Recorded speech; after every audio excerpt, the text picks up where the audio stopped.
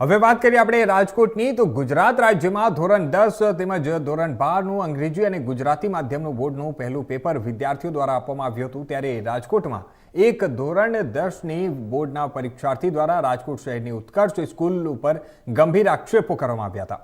આ તકે પરીક્ષાર્થી વિદ્યાર્થી અને તેના પિતા દ્વારા ઇન્ડિયા ન્યૂઝની સાથે ખાસ વાતચીત કરતા જણાવ્યું હતું કે ઉત્કર્ષ સ્કૂલમાં કેટલાક અન્ય પરીક્ષાર્થી વિદ્યાર્થીઓ ક્લાસીસ નિરીક્ષકની મજાક મસ્તી ઉડાવી રહ્યા હતા તેમજ અભદ્ર ભાષામાં દ્વિઅર્થી વાતો કરી રહ્યા હતા।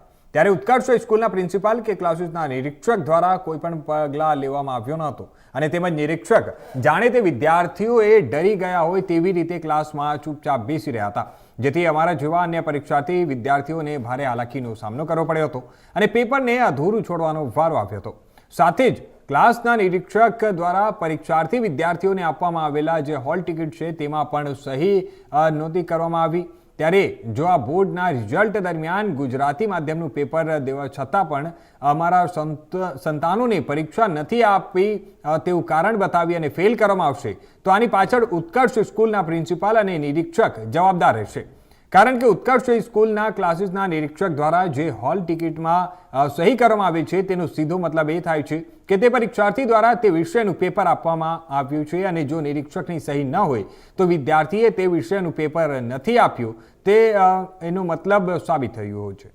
ત્યારે હવે રાજકોટની જિલ્લા શિક્ષણ અધિકારી અને પોલીસ તંત્ર પાસે માંગ છે કે ઉત્કર્ષ સ્કૂલના બેદરકારી ભર્યા વર્તન સામે કડકમાં કડક પગલાં લેવામાં આવે, સાથે જ ક્લાસમાં ન્યુસન્સ ફેલાવતા જે પરીક્ષાર્થી વિદ્યાર્થીઓ છે તેના ઉપર પણ પોલીસ તંત્ર અને શિક્ષણ અધિકારી કડક કાર્યવાહી કરે, જેથી પરીક્ષા દેવા આવેલા અન્ય વિદ્યાર્થીઓને હાલાકીનો સામનો ન કરવો પડે।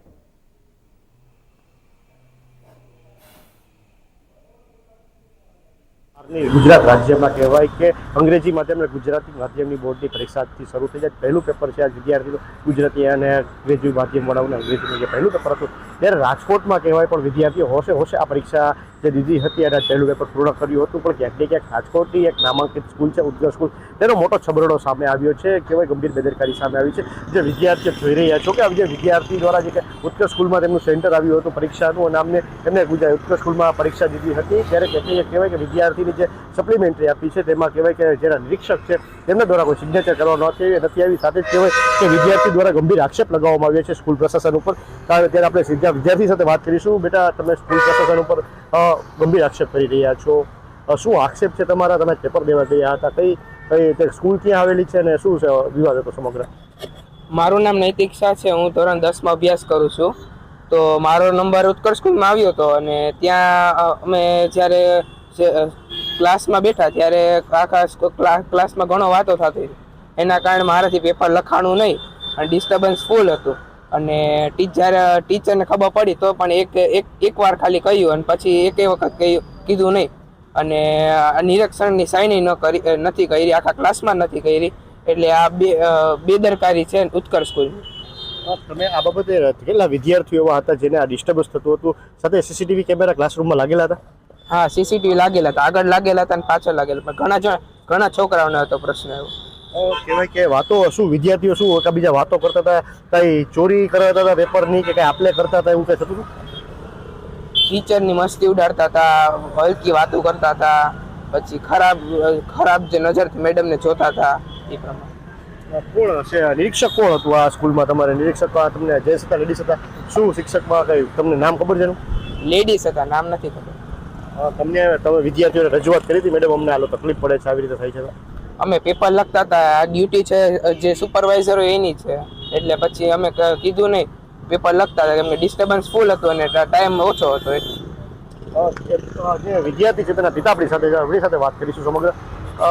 અંકલ, તમે આજે કે તમારા સ્ટુડન્ટને તમારા પુત્રને આજે પરીક્ષા દેવા ગયો તો તકલીફ પડી હતી, સ્કૂલમાં નિરીક્ષકોનું કોઈ બેદરકારી દેખાય છે, શું માંગ છે તમારી? આમાં એક જ છે કે જે માથાભારે છોકરાઓ છે એ માથાભારે છોકરાઓમાં જે અંદરો વાતો કરતા હોય કે એનો પ્રિન્સિપાલનો કે સુપરવાઇઝરનો કંટ્રોલ નથી, તો શિક્ષણ અધિકારીએ એમાં સ્પેશિયલ આવનારા પેપરોમાં શું પૂરેપૂરો બંદોબસ્ત મૂકવો જોઈએ કે બીજા પેપરોને બીજા સ્ટુડન્ટોને અધૂરા પેપર ન રહે। મારા છોકરાને જે અધૂરું પેપર રહી ગયું તો એના માટે જવાબદાર કોણ? પ્લસ હોલ ટિકિટમાં જે નિરીક્ષકની સાઇન હોવી જોઈએ એ નિરીક્ષકની સાઇન નથી, તો કાલ સવારે કંઈ પણ કંઈ તકલીફ પડી તો જવાબદાર કોણ? આમાં 30 સ્ટુડન્ટ હતા, 30 સ્ટુડન્ટમાં નિરીક્ષકની સાઇન કરી નથી. તો આમાં તો એવું થયું ને કે મારા સ્ટુડન્ટે પેપર જ નથી આપ્યું, એવું દર્શાવાય ને. નિરીક્ષકની સાઇન હોય તો પેપર દર્શાવ્યું ને. તો કાલે અમારે હવે આની રજૂઆત કોને કરવી? તમે અત્યારે કહેવાય કે પત્ર લખ્યો છે, કોને મળવાના? તમે આ બાબતે શિક્ષણ મંત્રી છે, શિક્ષણ વિભાગ છે, તેને મળીને રજૂઆત કરવાના છો? અમે અત્યારે અમે શિક્ષણ અધિકારી પાસે જાય છીએ. અત્યારે અમે શિક્ષણ અધિકારી પાસે રૂબરૂ જાય છીએ. શિક્ષણ અધિકારી જો આના પગલાં લે છે કે શું કરે છે એ તો હવે જે શિક્ષણ અધિકારીને જ ખબર.